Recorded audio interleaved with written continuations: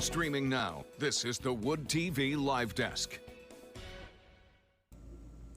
And good morning, everyone. Phil Penarski here with the Wood TV Live Desk. Hope you're having a great start to your Monday. The Rapid is starting to put together its transit master plan, which will outline public transportation in the city of Grand Rapids for the next 20 years. But before they settle on that, they actually want to hear from you. Joining us today to talk a little bit more about how you can get involved in that transit master plan is Cassie Cooper with the Rapid. Cassie, thank you so much for being here today. Absolutely. Thank you so much for having me. Yeah, no, great to see you. Great to have the opportunity to talk to you. First things first, I did want to touch on what exactly the Transit Master Plan is. As I said, it kind of, briefly, kind of tried to summarize as best I could. It's going to outline public transportation in the city of Grand Rapids for the next 20 years. Can you give us a little bit more background behind that?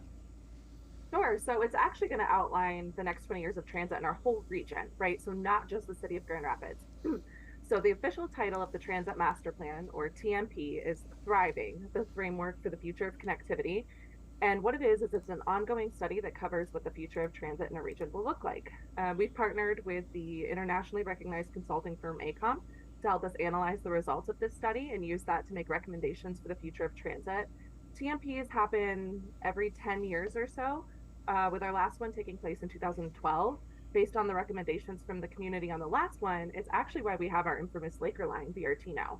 So as you can see, participating in this is crucial to building a community where everyone thrives, so to speak.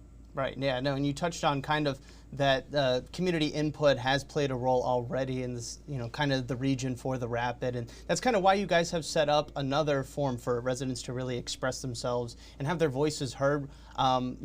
They're allowed to fill out a survey, and there's also going to be an in-person meeting. What are some of the things that the residents are expected to and can kind of voice their opinions about? Sure. So there's actually, which, I know you just mentioned, a survey that will help guide everyone on what we want their opinions on. It's about a 20-question multiple choice or scale style questions with an option at the end to provide short answer style feedback regarding any additional thoughts someone has on transit in the region. This survey, along with more information, can be found at transitthriving.org. And then we have our first TMP open house, which will be on October 19th, with staggered sessions throughout the day, drop-in style, no registration required.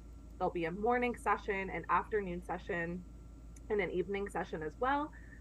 It'll give participants a chance to give us that feedback, learn more about transit, and just have a really open dialogue discussion. We're actually also hosting an event on GVSU's campus on October 16th as well from 10 to 2. Where we'll even have laptops available to complete the survey, so be on the lookout for that. Something we want to make really clear is how inclusive we want this to be. If you don't have access to a computer, or you can't make coming to our events or coming down here in your work schedule, then we're more than happy to come to you as well. So just let us know. Right, absolutely. And I do want to remind everybody watching that if you did have any questions or kind of wanted to learn a little bit more about those in-person meetings that are happening in October, or that survey, you can find all of that information right now on our website, woodtv.com. If you're watching us on Facebook, just click that link in the description box in the comment section. It'll take you directly there. And Cassie, obviously there's going to be a lot of input from residents, a lot of things that they might be concerned about, a lot of things that they might want to see changed with the Rapid. What exactly is the Rapid hoping to gain from these in-person meetings and the surveys? You mentioned there's been input in the past that has created new bus lines, but what are they sort of hoping to get out and sort of implement into the Transit Master Plan? Yeah, so it's really flexible, we're really open. At the end of the day, we just hope to learn what people in our region actually want from the Rapid and transit in general. This is going to work to build the foundation of the next 20 years of transit in our whole region. So we just want to know what that ideal vision is for everybody. We have our own ideas, but does that align with what the community needs and wants? So we just really want to hear from them what they envision that to look like. And then we can work through those results and figure out how we can make that happen. And Cassie, kind of wrapping up now, again, we do appreciate you stopping by, but, we want to kind of hear from you now, as you are sort of, a huge part of the Rapid and their Transit Master Plan, and just kind of seeing all that develop and getting that resident input. Why is it so important for residents to really have their voices heard on this? Why should they kind of feel the need or sort of the requirement to go out and fill out the survey or even attend the meeting in October and have their voice heard? Sure. Sure. Honestly, I don't even have the words to express how important it is that we hear from all residents. I mean, whether you ride with us or have never used transit before, it affects you.